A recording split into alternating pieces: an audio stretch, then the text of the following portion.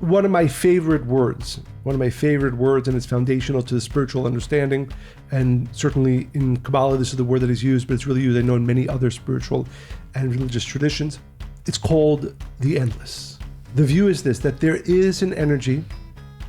It's called endless, or the endless, in Hebrew, Ein Sof. We do not know what really even comes before that.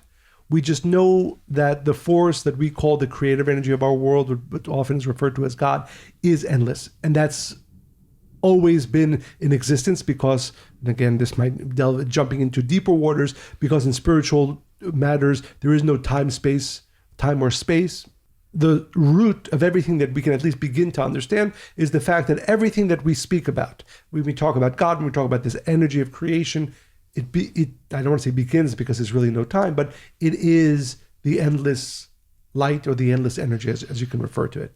One of the beautiful aspects of true spiritual understanding, and certainly the way I understand the spiritual wisdom of thousands of years, referred to as Kabbalah, is that it is very much in line with what science has discovered, certainly over the past few hundred years, and certainly as it continues to discover. And when I think about, again, what others would call religion, what I would call, spirituality,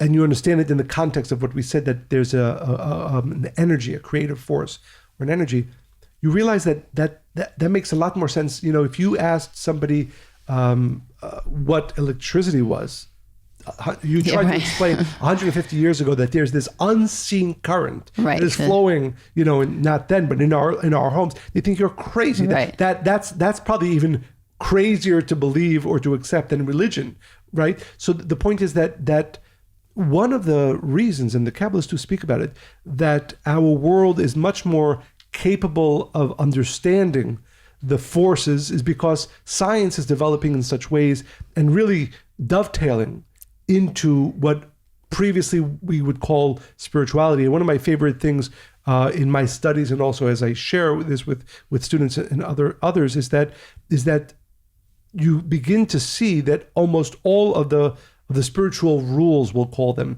are being both discovered and explained by science. Yeah. What I mean, so for example, and again, like I said, I think our listeners can see this. I both enjoy talking about this and can talk about this for very long. I believe, without a doubt, and this is already there, but for instance, science has proven that doing actions of sharing and kindness physiologically cause happiness, goodness within improve the individual. Health, yeah. And science is already beginning to see this, that this energy that we're talking about, that would have been previously referred to as God, or the guy in the sky, science is beginning to touch upon that. We will see, certainly we're beginning to see, and we will see that this foundational understanding of the creative energy of our world, its characteristics as well, are going to be more and more clarified through science.